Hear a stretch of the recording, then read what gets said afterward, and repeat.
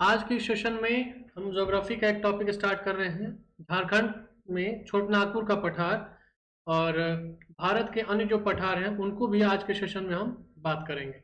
एक एक करके सब स्टार्ट करते हैं। और सबसे पहले जो हम लोग बात करने वाले हैं वो है झारखंड में छोटानागपुर का पठार। आइए देखते हैं एक एक करके।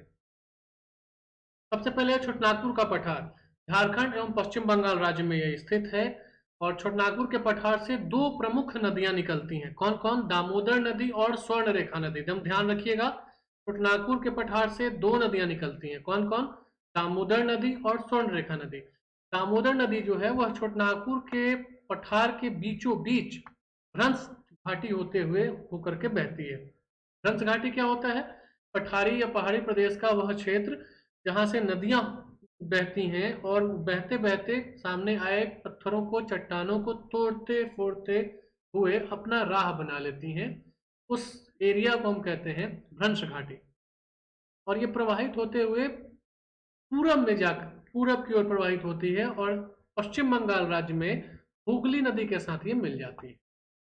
तो मतलब हम ये कह सकते हैं कि दामोदर जो है वह हुगली की एक सहायक नदी।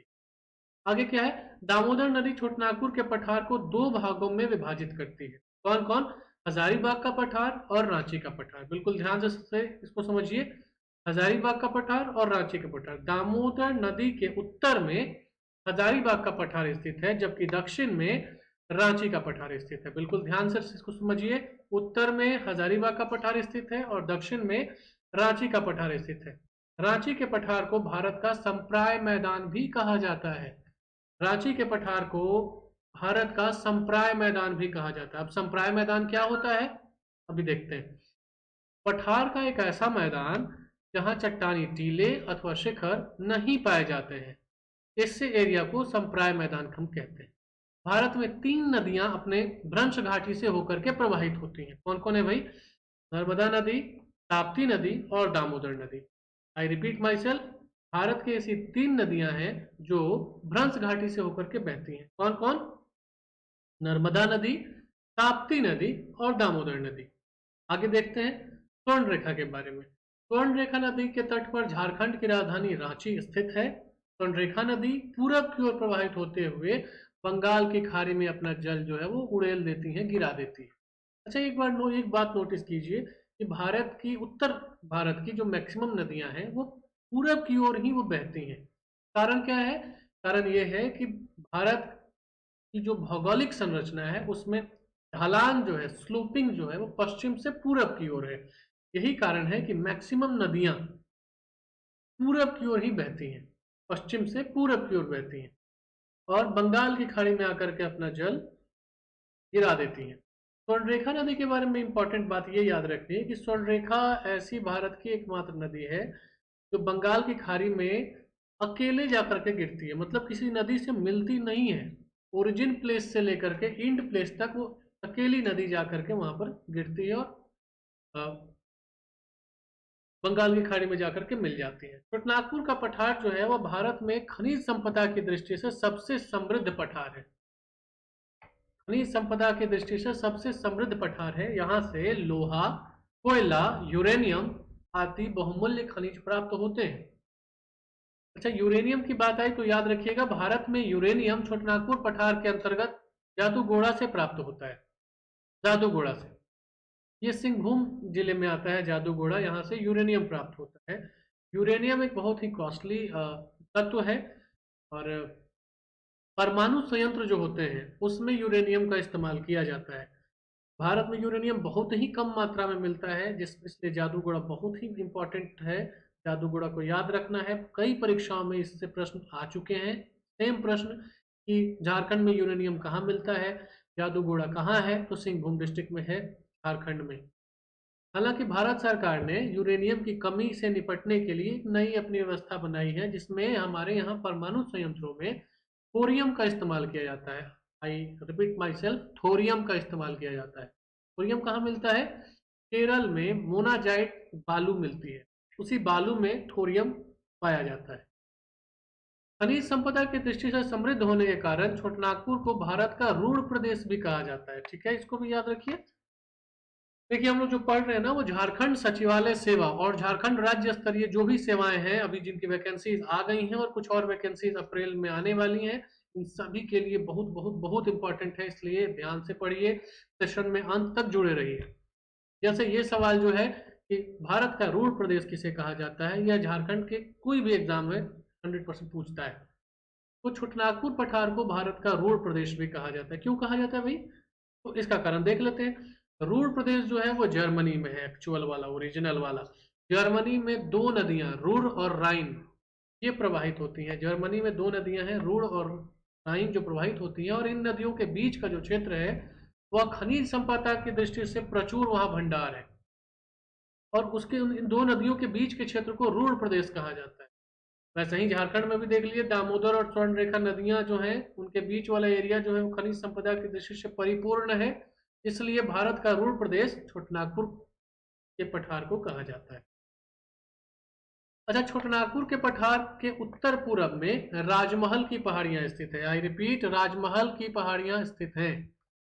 और जो राजमहल की पहाड़ियां हैं इनकी अवस्थिति मुख्य रूप से झारखंड में है, हालांकि इसका विस्तार अभी हम देखेंगे नॉर्थ ईस्ट के राज्यों में भी है, मतलब परंतु मुख्य रूप से जो है ये इनकी अवस्थिति जो है वह झारखंड राज्य में। अब हम पढ़ने वाले हैं मेघालय और शिलोंग के पठार के विषय में। तो फ्रेंड्स, जो हमसे अभी तक आप जुड़े हुए हैं, जो देख रहे हैं इस सेशन को, एक बार उनके लिए मैं रिपीट कर दूं कि अभी हमने झारखंड में छोटनागपुर के पठार के बारे में पढ़ाई की है, और अब हम दूसरे टॉपिक मेघालय का पठार या शिलोंग के पठार के बारे में पढ़ने जा रहे हैं। शिलोंग का पठार एक स्वतंत्र पठार न होकर के प्रायद्वीपीय भारत के पठार का ही हिस्सा है। यद्यपि शिलोंग का पठार की अवस्थिति जो है वह हिमालय के समीप है, लेकिन वास्तव में यह राजमहल की जो पहाड़ी अभी हम पढ़ रहे थे झारखंड में, उसी का विस्तार है, पूर्वी विस्तार है। ठीक है, इसको हाईलाइट कर देता हूं मैं, आप इसको नोट कर ले। शिलोंग या मेघालय का जो पठार है वह झारखंड की राजमहल पहाड़ी का ही पूर्वी विस्तार है। अब क्या है, जलोढ़ निक्षेप एक शब्द है, इसके बारे में जान लेते हैं पहले। जब नदियां पहाड़ी क्षेत्रों को काट करके मैदानी क्षेत्रों में अवसादों को पाट देती हैं मतलब फैला देती हैं, तो इसे जलोढ़ निक्षेप कहते हैं। निक्षेप मतलब होता है डिपोजिट करना, जमा कर देना। इस शिलोंग पठार के अंतर्गत जो पहाड़ियां शामिल हैं उनमें 5 प्रमुख पहाड़ियां हैं: गारो, खासी, जैंतिया, मिकिर और रेंगमा। फिर से, गारो, खासी, जैंतिया, मिकिर और रेंगमा। इसमें गारो, खासी और जैंतिया जो पहाड़ी है ये शिलोंग पठार के अंतर्गत आती हैं और मेघालय राज्य में स्थित है, जबकि मिकिर और रेंगमा पहाड़ियां शिलोंग पठार के अंतर्गत असम राज्य में स्थित है। इसको ध्यान दीजिएगा, गारो, खासी और जैंतिया जो है वह मेघालय राज्य में है, और मिकिर और रेंगमा की जो पहाड़ियां हैं यह असम राज्य में स्थित है। शिलोंग पठार की जो सबसे ऊंची चोटी है उसका नाम है नोकरेक, और यह गारो पहाड़ी के अंतर्गत आता है। अगली जो पर्वत श्रेणी हम आज के सेशन में पढ़ने जा रहे हैं यह है विंध्य श्रेणी। विंध्य श्रेणी के बारे में क्या क्या जान लेना है, तो विंध्य श्रेणी मालवा पठार के दक्षिण में स्थित है। मालवा का पठार आपने सुना जरूर होगा। विंध्य पर्वत श्रेणी जो है वह मालवा के पठार के दक्षिण में स्थित है, और विंध्य पर्वत श्रेणी का विस्तार जो है वो मुख्य रूप से मध्य प्रदेश के राज्य में है। विंध्य पर्वत को पूरब में भांडेर पहाड़ी और कैमूर पहाड़ी के नाम से जाना जाता है। ठीक है, विंध्य पर्वत के दक्षिण में नर्मदा नदी की भ्रंश घाटी है, जिससे होकर के नर्मदा नदी फ्लो करती है, बहती है। और नर्मदा नदी के जो भ्रंश घाटी है उसके दक्षिण में सतपुरा की पहाड़ी स्थित है। एक बार ऐसे समझिए कि विंध्य पर्वत श्रेणी है, उसके बाद नर्मदा की भ्रंश घाटी है, नर्मदा नदी बहती है, उसके बाद सतपुरा की पर्वत श्रेणियां हैं, और सतपुरा पर्वत श्रेणी के बीच में ताप्ती नदी के बाद ताप्ती नदी की भ्रंश घाटी है। ऊपर से नीचे अगर अरेंज किया जाए तो विंध्य पर्वत श्रेणी, नर्मदा नदी का फ्लोइंग का रूट जो है वो, फिर सतपुरा पर्वत श्रेणी, और उसके बाद ताप्ती नदी का बहाव। सतपुरा पर्वत के बारे में अगर बात करें तो सतपुरा पर्वत जो है भारत का एकमात्र ब्लॉक पर्वत का उदाहरण है। या फिर एक नया वर्ड आ गया, ब्लॉक पर्वत क्या होता है? तो ब्लॉक पर्वत के लिए देखिए मैंने यहाँ नोट आप लोगों के लिए लिख दिया है, क्या है, दो भ्रंश घाटियों के समीप का जो क्षेत्र होता है उसको ब्लॉक पर्वत कहते हैं। सॉरी, दो भ्रंश घाटियों के बीच का जो प्रदेश होता है उसको ब्लॉक पर्वत कहते हैं। यहाँ आप देख रहे हैं कि नर्मदा नदी की जो भ्रंश घाटी है और ताप्ती नदी की जो भ्रंश घाटी है, दोनों के बीच जो पर्वत है वो है सतपुरा पर्वत, इसीलिए इसको ब्लॉक पर्वत भी कहा जाता है। सतपुरा जो पर्वत है इसका पश्चिम से पूरब की ओर अगर विस्तार देखा जाए, पश्चिम से पूरब की ओर अगर विस्तार देखा जाए तो तीन अलग अलग पहाड़ियों के रूप में यह विस्तृत है। कौन कौन है ये? राजपीपला की पहाड़ी, महादेव पहाड़ी और मैकाल पहाड़ी। फिर से एक बार, राजपीपला पहाड़ी, महादेव पहाड़ी और मैकाल पहाड़ी। राजपीपला सतपुरा की सबसे पश्चिमी पहाड़ी है। महादेव पहाड़ी जो है वह सतपुरा के बीच में स्थित है और सतपुरा की जो सबसे ऊंची चोटी है उसका नाम है धूपगढ़ी या धूपगढ़। यह महादेव पहाड़ी पर स्थित है और इसे सतपुरा की रानी भी कहा जाता है। पॉइंट को नोट कर लीजिएगा। सतपुरा की रानी कौन है? धूपगढ़ी। मैकाल पहाड़ी जो सबसे पूर्वी विस्तार है इसका, उसकी सबसे ऊंची चोटी है अमरकंटक। और मैकाल पहाड़ी मध्य प्रदेश तथा छत्तीसगढ़ राज्य की सीमा भी बनाती है। अमरकंटक चोटी के समीप ही नर्मदा और सोन नदियां निकलती हैं। नर्मदा नदी पश्चिम की ओर अपना बहती है रंस घाटी से होते हुए और फाइनली खंभात की खाड़ी जो अरब सागर का हिस्सा है उसमें जाकर के गिर जाती है। वहीं पर सोन नदी जो है अमरकंटक से निकलती है और उत्तर की ओर प्रवाहित होती है। सोन नदी अमरकंटक से निकल करके उत्तर की ओर प्रवाहित होती है और पटना के पास, बिहार की राजधानी पटना के पास जाकर के गंगा नदी से मिल जाती है। पंचमढ़ी एक हिल स्टेशन है। यहाँ पर पंचमढ़ी बायोस्फीयर रिजर्व पार्क भी बनाया गया है जो धूपगढ़ चोटी के समीप स्थित है। सतपुरा पर्वत का विस्तार गुजरात, महाराष्ट्र और मध्य प्रदेश राज्यों में है, तो जरूर नोट कीजिएगा। सतपुरा पर्वत का विस्तार गुजरात, महाराष्ट्र और मध्य प्रदेश राज्यों में है। अब हम बात करने वाले हैं दक्कन के पठार के विषय में। दक्कन पठार की जो अवस्थिति है वह सतपुरा श्रेणी, पश्चिमी घाट और पूर्वी घाट के बीच में स्थित है। देखिए, अब बच्चे कंफ्यूज रहते हैं कि दक्कन पठार कहाँ है? दक्कन पठार, तो दक्कन पठार का एग्जैक्ट लोकेशन अगर आपको बताया जाए तो सतपुरा की पर्वत श्रेणी, इस साइड पश्चिमी घाट और इधर पूर्वी घाट, इसके बीच वाला जो एरिया है वही है दक्कन का पठार। मुख्य रूप से दक्कन ट्रैप की चट्टानों से मिलकर बना हुआ है।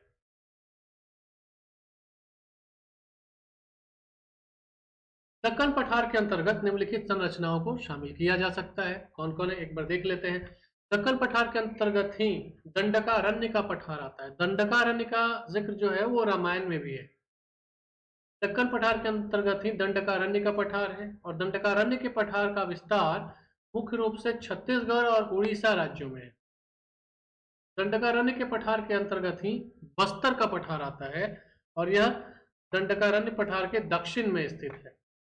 भारत में टिन जो तत्व है, मेटल है, का एकमात्र भंडारण बस्तर के पठार में ही है।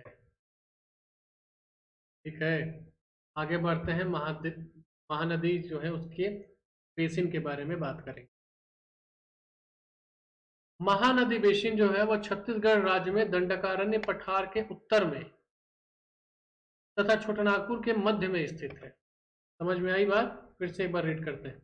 महानदी बेसिन जो है छत्तीसगढ़ राज्य में दंडकारण्य पठार के उत्तर में तथा छोटानागपुर पठार के मध्य में स्थित है। तब इधर से दंडकारण्य पठार और ऊपर से छोटानागपुर का पठार और बीच वाला एरिया जो है वो महानदी का बेसिन है छत्तीसगढ़ राज्य में। महानदी बेसिन का क्षेत्र जो है वह धान उत्पादन के लिए अत्यंत महत्वपूर्ण है। उत्तर प्रदेश में धान का कटोरा चंदौली जिले को कहते हैं। महानदी बेसिन जो है वह धान के उत्पादन के लिए महत्वपूर्ण है, मगर धान का कटोरा जो है वो उत्तर प्रदेश का एक जिला है चंदौली, वो यहाँ पर नोट कर दिया गया है ताकि आपको याद रहे।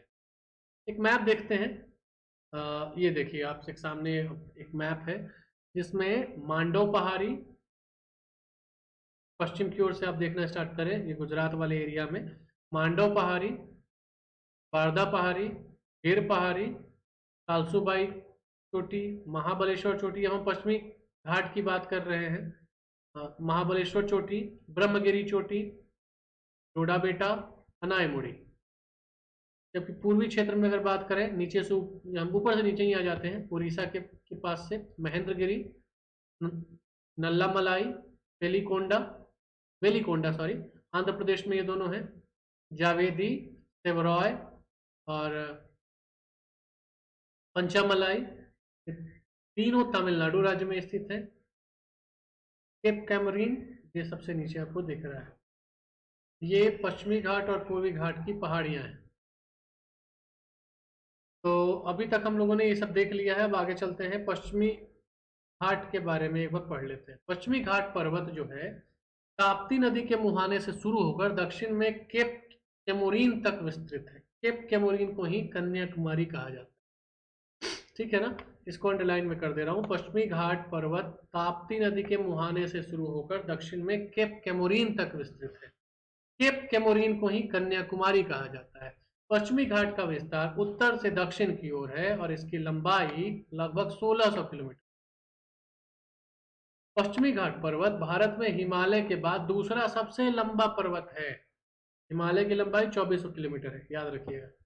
पश्चिमी घाट पर्वत को ही सह्याद्री पर्वत भी कहते हैं। पश्चिमी घाट पर्वत वास्तव में पर्वत ना होकर प्रायद्वीपीय भारत के पठार का पश्चिमी भ्रंश का कगार है। पश्चिमी भ्रंश कगार का निर्माण इंडियन प्लेट के अफ्रीकन प्लेट से टूटने के परिणाम स्वरूप हुआ है। उत्तरी सह्याद्री की सबसे ऊंची चोटी जो है वो है कालसूबाई। कालसूबाई चोटी के दक्षिण में पश्चिमी घाट पर महाबलेश्वर की चोटी है। ठीक है, एक बार रिपीट कर देता हूं। कालसूबाई चोटी के दक्षिण में पश्चिमी घाट पर महाबलेश्वर चोटी है। महाबलेश्वर चोटी और कालसूबाई चोटी दोनों महाराष्ट्र राज्य में स्थित हैं। गुजरात राज्य के अंतर्गत सौराष्ट्र क्षेत्र में 3 पहाड़ियां स्थित हैं। सौराष्ट्र क्षेत्र में गिर पहाड़ी, वारदा पहाड़ी और मांडव पहाड़ी। गुजरात के गिर क्षेत्र में एशियाई शेर पाए जाते हैं। कृष्णा नदी महाबलेश्वर चोटी से निकलकर पूरब की ओर प्रवाहित होती है और बंगाल की खाड़ी में अपना जल गिरा देती है। कर्नाटक राज्य में पश्चिमी घाट पर 2 चोटियां प्रमुख रूप से है, एक कुद्रेमुख की चोटी और ब्रह्मगिरी की चोटी।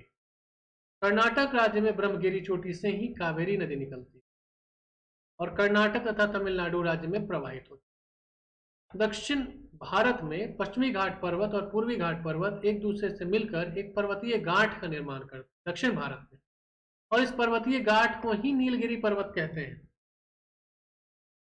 नीलगिरी पर्वत की सबसे ऊंची चोटी डोडा बेटा है। नीलगिरी पर्वत का विस्तार तमिलनाडु, केरल और कर्नाटक राज्यों में है। डोडा बेटा दक्षिण भारत का दूसरा सबसे ऊंचा शिखर है। प्रसिद्ध पर्यटन स्थल ऊटी या उटक मंडल तमिलनाडु राज्य में नीलगिरी पहाड़ियों पर ही स्थित है। केरल का प्रसिद्ध सदाबहार वन साइलेंट वैली, बहुत एग्जाम्स में पूछा गया है, साइलेंट वैली अथवा शांत घाटी नीलगिरी पहाड़ियों पर स्थित है। साइलेंट वैली अपनी जैव विविधता और घने जंगलों के लिए प्रसिद्ध है। नीलगिरी के दक्षिण में एक पर्वतीय दर्रा भी है जिसे पाल घाट दर्रा कहते हैं। नीलगिरी के दक्षिण में है। पाल घाट दर्रा को स्थानीय रूप से पलक्कड़ दर्रा भी कहा जाता है। पाल घाट दर्रे से होते हुए केरल और तमिलनाडु राज्य को सड़क और रेल मार्ग द्वारा जोड़ा गया है। केरल और तमिलनाडु याद रखिएगा। पाल घाट दर्रे के दक्षिण में एक अन्य पर्वतीय गांठ स्थित है जिसे अन्नाईमुड़ी पर्वतीय गांठ कहते हैं। अन्नाईमुड़ी पर्वतीय गांठ जो है वह 3 दिशाओं से इसमें पहाड़ियां निकली हुई हैं।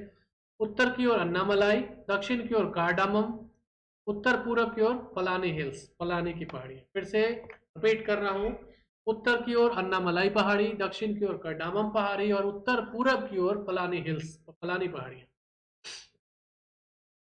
देखिए, दक्षिण भारत जो है जिसका भौतिक हम लोग अध्ययन कर रहे हैं, बहुत ही कलेक्टिव रूप से जो चीज़ें एग्जाम्स में पूछी जाती हैं हम लोग वो पढ़ रहे हैं, है ना। और इसको अगर आप ठीक से याद कर लें तो ये गारंटी है कि आपको साउथ इंडिया का जो फिजिकल स्ट्रक्चर है वहां से कोई क्वेश्चन नहीं छूटेगा, बिल्कुल नहीं छूटेगा। इसलिए ध्यान से पढ़िए, वीडियो को 2 बार 3 बार देखिए, अपनी नोट बनाइए कॉपी में और फिर उसको रिपीट करते रहिए।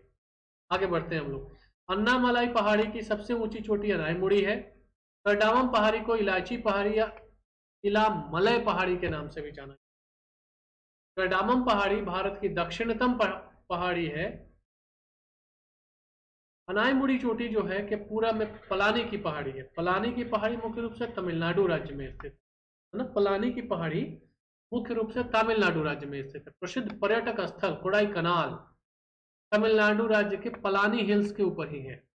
पलानी की पहाड़ी पूरी तरह से तमिलनाडु राज्य में विस्तृत है, जबकि अन्नामलाई पहाड़ी और कडामम पहाड़ी तमिलनाडु और केरल की सीमा पर है। फिर से अन्नामलाई पहाड़ी और कडामम पहाड़ी तमिलनाडु और केरल राज्यों की सीमा पर स्थित है, इसको याद रखिएगा। पश्चिमी घाट पर्वत पर जगह जगह पर दर्रे हैं। इन दर्रों से होकर पश्चिमी घाट पर्वत को पश्चिम से पूरब दिशा की ओर पार करने में सहायता। हाल घाट दर्रा पश्चिमी घाट पर महाराष्ट्र राज्य में स्थित है। हाल घाट दर्रे से होकर ही मुंबई से नागपुर जो रोड जो जाती है वो गुजरती है। भोर घाट दर्रा जो है वह पश्चिमी घाट पर महाराष्ट्र राज्य में स्थित है। भोर घाट दर्रे से होकर मुंबई से पुणे का जो रोड है, जो वहां की मार्ग है, वो गुजरती है। राष्ट्रीय राजमार्ग संख्या 4 मुंबई से पुणे होते हुए चेन्नई पहुंचती है और यह राजमार्ग भी भोर घाट दर्रे से होकर के गुजरता है। ठीक है, तो थाल घाट, भोर घाट, पाल घाट ये साउथ इंडिया के प्रमुख दर्रे हैं। इनसे संबंधित प्रश्न भी पूछे जाते रहे हैं विभिन्न परीक्षाओं में। अब एक बार आप इसको देख लें। कुछ पहाड़ियों के नाम हैं और राज्य हैं। क्या क्या है? हरिश्चंद्र की पहाड़ी, यह महाराष्ट्र राज्य में स्थित है। बालघाट पहाड़ी महाराष्ट्र राज्य में स्थित है। अजंता पहाड़ी भी महाराष्ट्र राज्य में स्थित है। ग्वालीगढ़ की पहाड़ी भी महाराष्ट्र राज्य में स्थित है। पालघाट जो दर्रा है इसके बारे में अभी मैंने आप लोगों को बताया कि पालघाट दर्रा नीलगिरी व अन्नामलाई पहाड़ियों के बीचों बीच केरल राज्य में स्थित है। तेनकोटा एक दर्रा है जो करडामम पहाड़ी पर स्थित है। यह केरल के राज्य में स्थित है। तिरुवनंतपुरम से मदुरई जाने वाली जो सड़क है वह सेनकोटा दर्रे से ही गुजरती है। तिरुवनंतपुरम से मदुरई जाने वाली सड़क जो है वह सेनकोटा दर्रे से होकर ही गुजरती है। तो आज के सेशन में हम लोग यहीं पर खत्म करते हैं क्लास। अगले सेशन में हम पढ़ेंगे पूर्वी घाट पर्वत, जो आपको नीचे स्क्रीन पर दिख भी रहा होगा। तो पूर्वी घाट पर्वत अगले सेशन में करेंगे। आज के सेशन में बस इतना ही, और आज का सेशन यहीं पर हम खत्म करते हैं।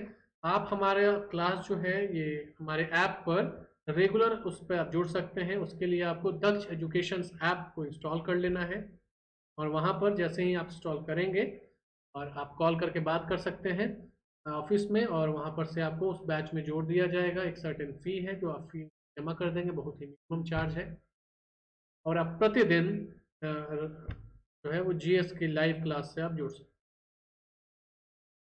आज के सेशन में इतना ही। सेशन में अंत तक जुड़े रहने के लिए थैंक यू वेरी मच। मिलते हैं अगले सेशन में।